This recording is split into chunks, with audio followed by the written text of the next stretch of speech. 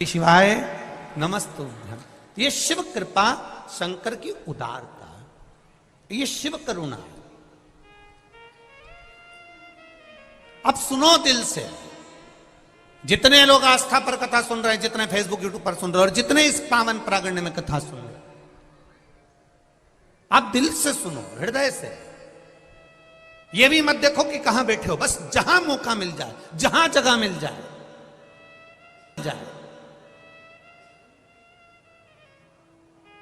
एक काशी के एक भक्त की कथा आती है जिसका नाम भोला था। माता पिता थे, आंखों से अंधा बेटा ने जन्म ले लिया था। अब आंख से अंधा बेटा घर में जन्म ले लिया, एक ही लड़का, और वो भी आंख से अंधा। मां भी रोती थी और पिता भी रोते थे कि बेटा ने भी जन्म लिया तो आंख से अंधा है। नहीं है इसके, अंधा ही है।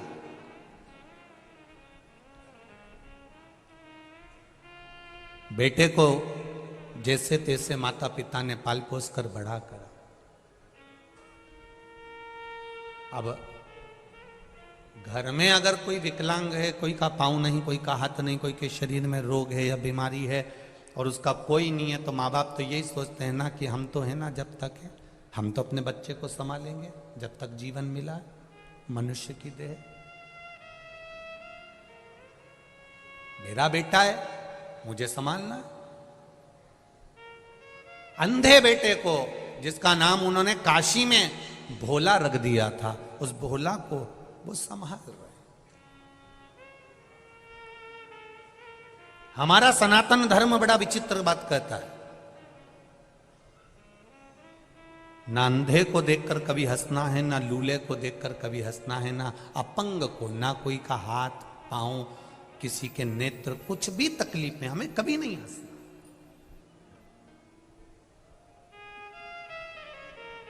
क्योंकि आप भगवान से क्या मांगते हो? भगवान मुझे आनंद देना, बोलते हो कि नहीं बोलते? भगवान मुझे खूब खुशियां देना। तो भगवान मन में सोचता है, जब तुझे अंधे को देखकर इतनी खुशी हो रही है, लूलों को देखकर इतनी खुशी हो रही है, लंगड़े को देखकर इतनी खुशी हो रही है, तो भगवान भी सोचता है ये गिफ्ट क्यों ना मैं तुझे भी दे दूं, तू पूरी जिंदगी खुश रह ले। ना तो हमें किसी अंधे को देखकर हंसना है, ना किसी विकलांग को देखकर, ना किसी कमजोर को देखकर, ना कोई शरीर से बहुत मोटा है, बहुत तगड़ा है, हमें उसको देखकर भी नहीं हंसना। कोई बहुत दुबरा है, उसको देखकर भी हमें नहीं हंसना।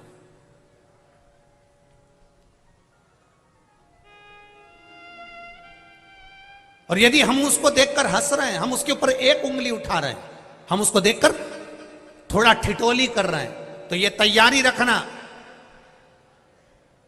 कि इस कष्ट को भोगने के लिए आपका एक जन्म हो सकता है। 84 लाखवें नंबर की योनि है मनुष्य की। 83,99,999 योनियां काटने के बाद यह मनुष्य की योनि 84 लाखवें नंबर की आती है। 21,600 श्वास रोज प्रतिदिन इस शरीर से निकलती है। 3.5 करोड़ पूरे शरीर में रोम छिद्र हैं। ये 3.5 करोड़ रोम छिद्र भगवान ने दिए। 21,600 श्वास प्रतिदिन शरीर से निकल रही है। 83,99,999 योनियां छोड़ने के बाद मनुष्य की देह मिलती है। और वह मानव की देह अगर हमने केवल निंदा में, बुराई में, चुगली में, गलत कार्य में निकाल दिया तो हमारा जीवन व्यर्थ है। फिर उस जीवन का कोई महत्व नहीं है जो शिव जी ने दिया। करो भजन, घर से भी आओ, और किसी के पास में पैसा नहीं है, वो के मेरा मन बहुत करता है कथा में जाने का, पर इतनी दूर हो, मेरे पास ऑटो का किराया नहीं, भगवान ने मुझे दिया है, तू बैठ मेरे साथ में। हो सकता है ये 10 रुपए मेरे कहीं मेडिकल में लगने वाले होंगे, डॉक्टर में लगने वाले होंगे, तो 10 रुपए में तुझे ले जाकर कथा सुना दूं। इससे बढ़कर सुख और क्या होगा? घर से खाली गाड़ी आ रही है, पड़ोसन से पूछ लो चल रही है कथा में, रिश्तेदारों से पूछ लो कथा में चल रहे हो, हम जा रहे हैं कानपुर में कथा सुनने, कल्याणपुर में कथा चल रही है, हम कथा को सुनने के लिए जा रहे हैं, कथा श्रवण करने जा रहे हैं। चित्त से आनंद से कथा को सुनना है। हमको यहाँ दिखावा नहीं करना है। आपके कानपुर में बहुत कथा होती है, कानपुर वासियों को मेरा नमन है। बहुत बड़े बड़े रूप में कथा होती है, उनको भी नमन है। पर यहाँ जो कथा हो रही है, यहाँ श्रोता नहीं बैठा हुआ है।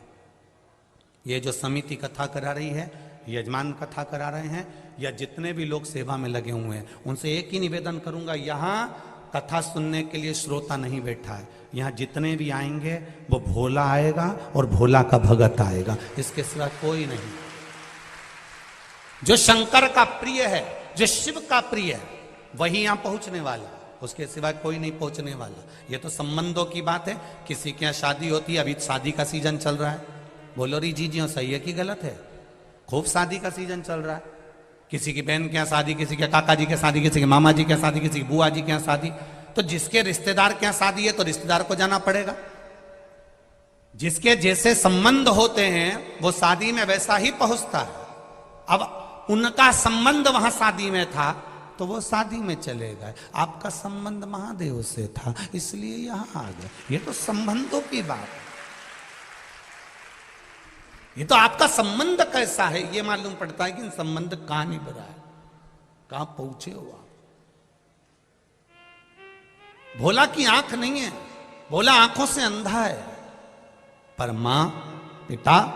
माता पिता ने विचार करा कि मेरा बेटा आंखों से विहीन है, इसके जीवन में हमें कुछ अच्छा कर देना चाहिए, इसके जीवन में हमें कुछ अच्छा करना है।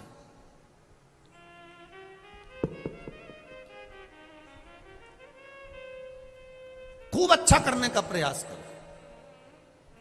एक आप सबसे निवेदन है, अपने बच्चों को, तुम्हारे पास में कितना पैसा है कभी अपने बच्चों को मत बताना। तुम्हारी अटैची में कितना सोना है कभी अपने बच्चों को मत बताना। तुम्हारे पास में कितनी प्रॉपर्टी है अपने बच्चों को मत बताना। पत्नी को भले बता देना, भाई बंधु को भले बता देना, मना नहीं, पर बच्चों को मत कहना कि तेरे बाप के पास में, तेरे पिता के पास में इतनी दौलत है। काय को चिंता करता है, काय को टेंशन लेता है। कभी नहीं कहना कि इतना धन, इतना वैभव, इतनी दौलत है।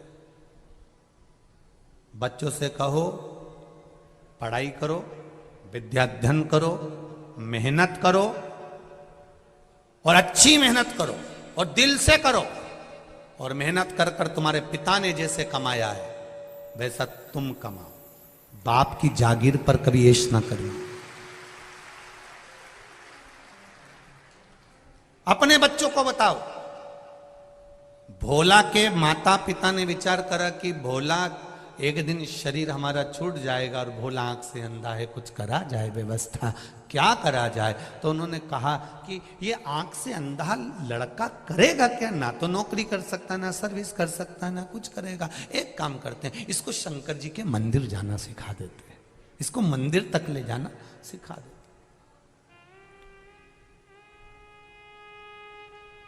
बस इतना बहुत है। वो भोला के माता पिता ने अपने बच्चे को मंदिर तक जाना सिखाया। आप में से कितनी माताएं बैठी हैं जो अपने बच्चे से रोज कहती हैं कि बेटा एक लोटा पानी भरकर मंदिर चले जाया कर। हाथ उठाओ जरा, सभी हो? जय हो, रख लो जी हो, प्रणाम, बहुत बढ़िया।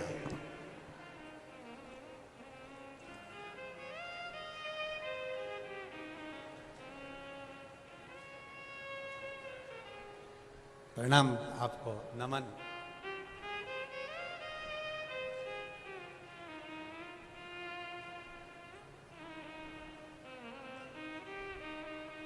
होना चाहिए।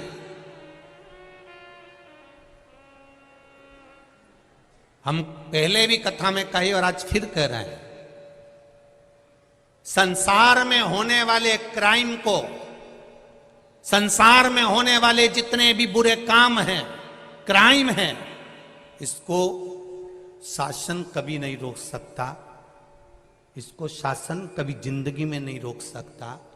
क्राइम को अगर रोक सकते हो तो आपके घर के संस्कार रोक सकते हैं। आप रोक सकते हो इसको।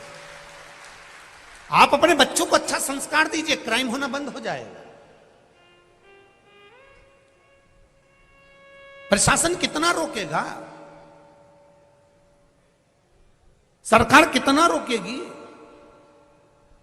आप अपने बच्चों को अच्छा संस्कार दो, बेटा कभी गलत कर्म मत करना, भगवान पर भरोसा रखना, कभी गलत काम की ओर अग्रणी मत होना। मेरा भोलेनाथ बैठा है, उसने मेरे दुख में साथ दिया है, तो विश्वास रखती हूं कि तेरी जिंदगी में कदम से कदम मिलाकर मेरा शंकर चलेगा। टेंशन मत लेना। अपने बच्चों में भगवान के प्रति, शिव के प्रति, उसके भीतर इतना बल प्रदान कर दो, इतना बल दे दो कि बच्चा कभी गलत करने की सोचे ही नहीं। कभी बच्चे, अपने घर के बच्चे कभी गलत मार्ग की ओर जाए ना।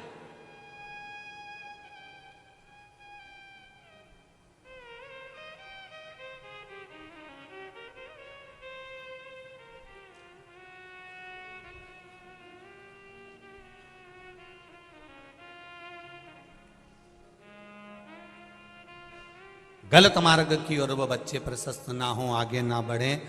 हम कई बार कथाओं में कहते हैं आपका संस्कार, आपके घर की परवरिश, आपके घर का भजन,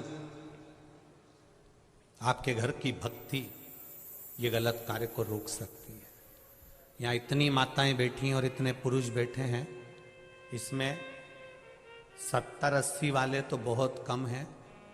ज्यादातर जितनी भी माताएं और पुरुष वर्ग बैठे हुए हैं सब युवान बहुएं, बेटे, भाई बैठे हुए हैं, माताएं बैठी।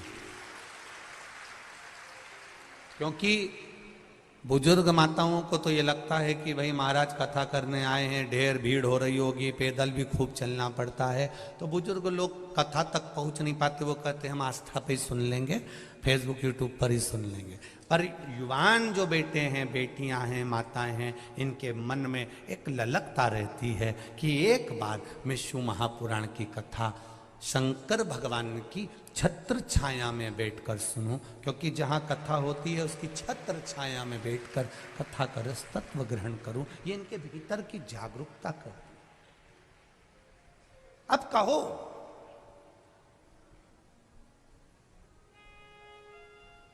आपका बल, आप अपने जो बच्चों को बल दे रहे हो, काशी में रहने वाला भोला, उसकी माता पिता ने बल दे दिया कि अगर हम मर भी गए, हमारे प्राण चले गए, तो बेटा कम से कम शंकर के मंदिर जा रहा है, शंकर का गुणगान कर रहा है, शिव का भजन कर रहा है, शिव मंदिर में बैठेगा, भगवान का भजन गाएगा, तो जितने लोग मंदिर में आएंगे कम से कम वो तो सहयोग करेंगे। आप लोग जिस मंदिर में जल चढ़ाने जाती होगी ना, 2-4 महिलाओं की तो आपस में इतनी फ्रेंडशिप हो गई होगी, इतनी फ्रेंडशिप कि एक दूसरे के बिना रहे ही नहीं। और कहीं कहीं की तो यहां भी आई होगी तो ग्रुप में आई होगी, हम तो उस मंदिर वाले हैं, वो भी ग्रुप में बैठी होगी कि हम उस मंदिर वाले हैं, हम लोग वो कथा सुनने के लिए।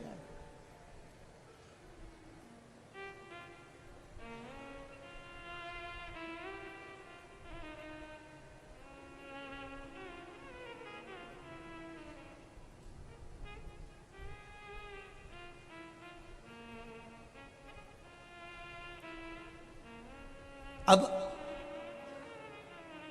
कम से कम मेरे बेटे को, शंकर भगवान के जितने मंदिर में आने वाले लोग हैं, वो मेरे पुत्र को देखेंगे, संभालेंगे।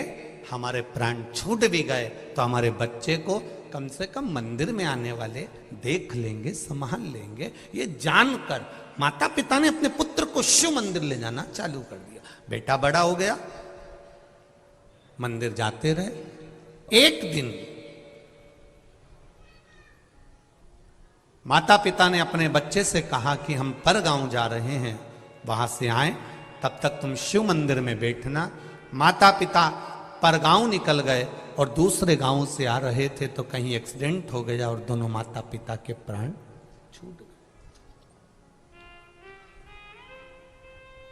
भोला शिव मंदिर में बैठा हुआ है, उसकी भक्ति,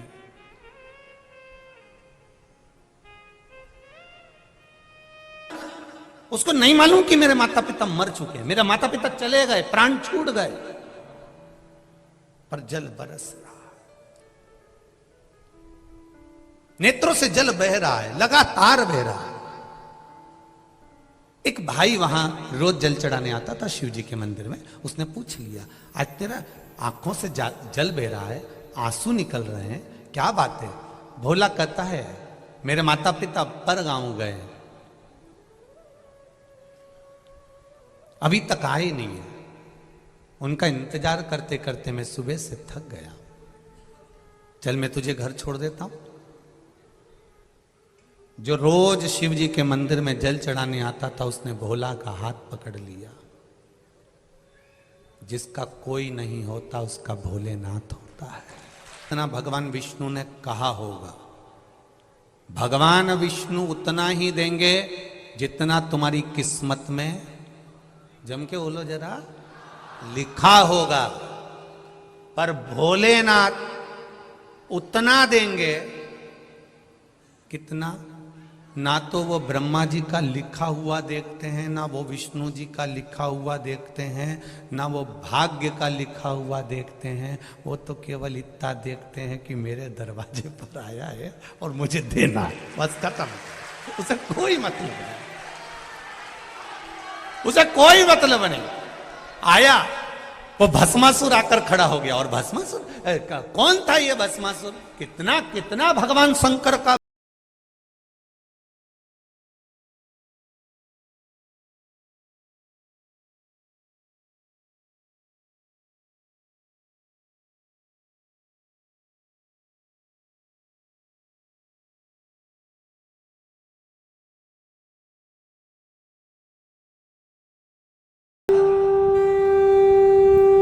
कई बहुएं ऐसी होती हैं, नई नई आती हैं एकदम, तो कहती मम्मी मैं क्या काम करूं, और इतने दिन में मम्मी कह दे बेटी जा लिट्टी चोखा बना, या मम्मी कह दे बेटा जा वो चिलड़ा बना ले, चीला आटे में शक्कर गुड़ घोल के तवे के ऊपर, क्या बोलते हो, चीरा ना, हाँ तो वो चीला बना ले।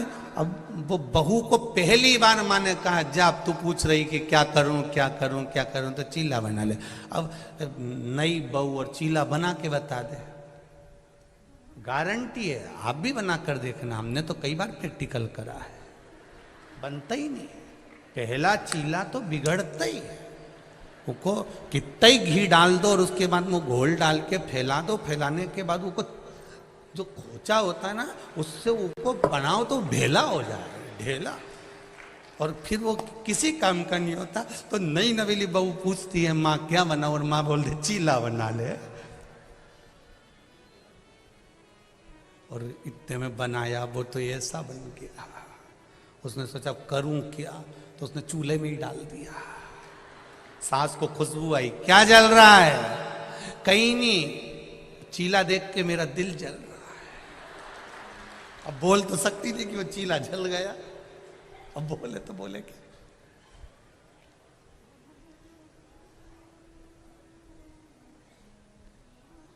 भस्मासुर शिवजी से पूछते हैं आप बताओ मेरे लिए आज्ञा क्या है। शंकर भगवान ने कहा क्या आज्ञा करूं तेरे को? नहीं मेरे को कोई काम बताना पड़ेगा। नंदी को भी आपने काम दिया, भृंगी को भी काम दिया, सरंगी को भी काम दिया, सबको काम दिया, मुझको काम बताओ। शंकर भगवान ने पार्वती जी से पूछा तू बता इसको क्या काम बताऊं, एक तो इसमें अक्कल नहीं है। शंकर भगवान जैसे ही बोले तो पार्वती जी बोलिए आपका भजन करने वाला जितना भी है, शंकर भगवान, रावण, कंस, जितने देखो शिव जी के भगत, तुम देखना तुम्हारे कानपुर के किसी मंदिर में जाकर बैठना, थोड़ी देर जल चढ़ा रही है, इतनी देर में पीछे से कहीं का आ गया और चिल्ला के हार हार। अब सिर पे पल्लू रखी तो पहले पलट के देखी है कौन है, ऐसा भयंकर चिल्लाया है। तो अब इसको थोड़ी बहुत अकल होती तो कोई पूजन कर रहा बेचारा घबरा जाएगा, डर जाएगा, चिल्ला चढ़ाया। अब भस्मासुर बोले मुझे सेवा बताओ। शंकर जी ने पार्वती से पूछा अब तुम बताओ क्या सेवा दूं। पार्वती जी बोली बहुत सारी सेवाएं, तुम्हारी सेवा में कमी है क्या? इसको कह दो कि मुझे रोज शमशान की राख चाहिए शरीर पे लगाने के लिए, लाए। शिव जी ने कहा सुन भस्मासुर, मेरे शरीर पे लगाने के लिए रोज मुझे ताजी शमशान की राख चाहिए, जा लेकर आ। भस्मासुर ने कहा मेरे को कोई काम मिल गया, इससे बढ़कर कुछ भी नहीं चाहिए। अब आपने काम बता दिया, अब मैं करूंगा। और भस्मासुर रोज जाता, शमशान की राख लेकर आता। उसकी पत्नी पूछती कहां जा रहे हो? शमशान की राख लेने जा रहा हूं, शिव जी की सेवा के लिए। रोज जाता, रोज राख लाता। एक बार राख लेने गया तो राख ही नहीं मिली, सब दूर शमशान शमशान घूमता फिरा। कानपुर भी आया था, नहीं मिला, यहां भी नहीं मिला, सब दूर घूमा और राख ही नहीं मिली। शिव जी ने कहा तू मेरे लिए शमशान की राख नहीं लाया? भोलेनाथ मैंने सब दूर ढूंढी, नहीं मिल रही, अब क्या करूं?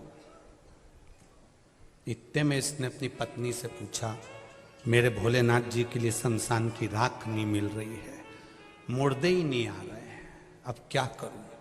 अब तो मुझे मेरा शरीर जलाना पड़ेगा और अपनी राख शिव जी को देना पड़ेगी। इतने में पत्नी बड़ी चतुर थी, उसने कहा तुम अपनी क्यों शरीर जला रहे हो? शंकर तो ओघड़ दानी है, तुम कितने शमशान घूम के राख इकट्ठी करोगे? उससे अच्छा है अपनी खुद की फैक्ट्री खोलो, खुद की फैक्ट्री खोलो। उन्होंने कहा अपनी फैक्ट्री कैसे? शंकर जी से आशीर्वाद ले लो कि जिस पे हाथ रखो वही भस्म हो जाए, राख तैयार, तुरंत तैयार। और राख तैयार तो शिव जी के पास ले जाना, अपनी फैक्ट्री खोलो। पति भस्मासुर ने अपनी पत्नी से कहा क्या अक्ल दी तूने, कितनी जोरदार, अब नहीं छोड़ूंगा। तो हो गई। अपना कुछ काम चालू करो। अब वो कहकर भस्मासुर गया। भोलेनाथ, शिव जी ने पूछा क्या हुआ? मुझे वर चाहिए। शंकर जी ने कहा क्या वर चाहिए? मैं शमशान की भस्म ढूंढ ढूंढ के थक गया, नहीं मिलती है, आपके लिए रोज लाना पड़ती है। मैं अब चाहता हूं कि मुझे वर दो, मैं जिस पे हाथ रखूं वही भस्म हो जाए, तुरंत ताजी भस्म ला के रोज दे दूंगा। अब शंकर भगवान ने भी नहीं सोचा, भोला का भोला नाथ, उनने कह दिया तथास्तु। ये घर गया, पत्नी से कहा मुझे वर मिल गया, जिस पे हाथ रखेगा वो भस्म हो जाएगा। पत्नी बोली मैं भी आई, खिड़की में जाके खड़ी हो गई। पत्नी ने कहा तुम मेरे पास में आए हो, आने से पहले तुम्हें एक बार प्रैक्टिकल तो कर लेना था। क्या?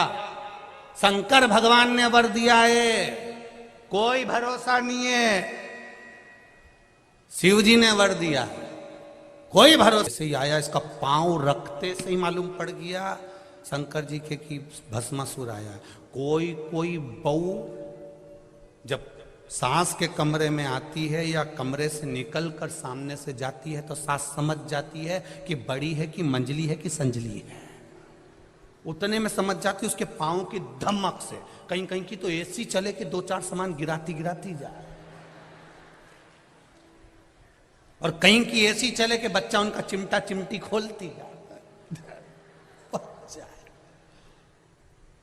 और कहीं कहीं की ऐसी चले कि पीती खाती चले। तो ये तो सास को तो मालूम है कि ये कौन सी जा रही है, उसको अंदाजा। अब भस्मासुर आया, शिव जी की आंख खुल गई। भस्मासुर से पूछा तू क्यों आया वापिस? प्रभु मैं आपके ऊपर हाथ रख के देखना चाहता हूं कि मेरे को तुमने जो आशीर्वाद दिया वो सही है कि गलत है। शंकर भगवान थोड़ा पीछे हटे, दादा रुक, तो मुझ पे क्यों हाथ रख रहा है? मेरी पत्नी ने कहा है जो आशीर्वाद दिया वो पे प्रैक्टिकल करो। शंकर भगवान भागे पीछे, आगे आगे शिव जी पीछे पीछे भस्मासुर। भगवान विष्णु के पास पहुंच गए। नारायण ने पूछा तुम कैसे आए? मेरा शिष्य आ रहा है पीछे। वो काय को आ रहा है? उसको मैंने आशीर्वाद दे दिया, जिस पे हाथ धरेगा वही भस्म। उसकी खुद की फैक्ट्री खुलवा दी मैंने भस्म के लिए। भगवान विष्णु पहुंचे, हो गया कल्याण।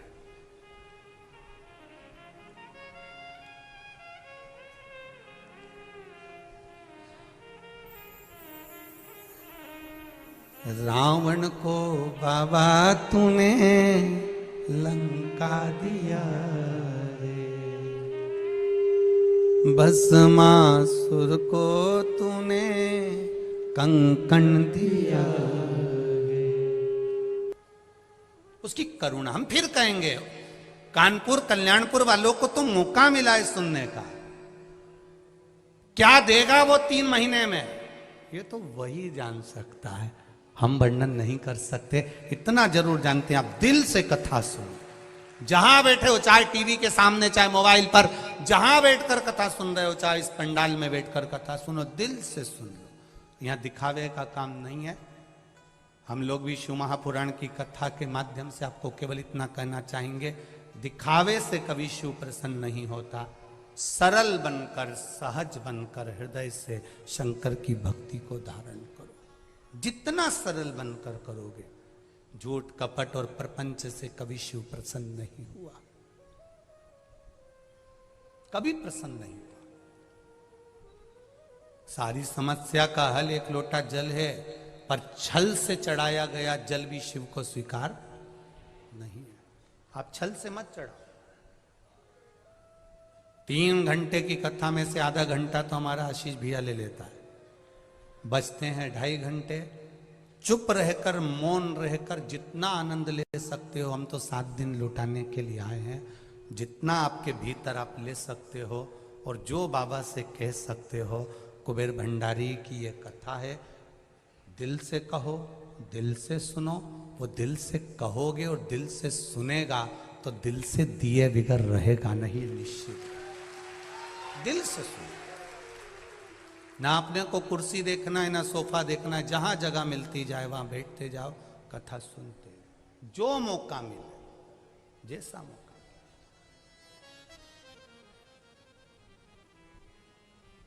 ये मौका फिर नहीं मिलने वाला। बड़ी मुश्किल से कितने सालों के बाद कानपुर की धरा पर यह कथा हो रही है। हमारी भी 6ठी पीढ़ी कानपुर में रही हुई है, हम भी कान्यकुब्ज ब्राह्मण, और 6ठी पीढ़ी के बाद कहीं भोलेनाथ ने ये कानपुर की धरा पर बुलाया है, तो मुझे लगता है मेरे परिवार में बैठकर कथा बाज रहा। हम भी कान्यकुब्ज ब्राह्मण, यही कानपुर की धरा के दिए हुए हैं, इसी गंगा के घाट के रह निवासी पूर्वज रहे होंगे, जो सीहोर जाकर बस गए होंगे, पर उसकी कृपा है। आज परिवार के बीच में कथा हो रही है, तो कोई हमारी जीजी है, कोई हमारा जीजा है, कोई हमारा काका है, कोई हमारी काकी है, यहाँ तो सब रिश्तेदार बैठे हुए हैं। कथा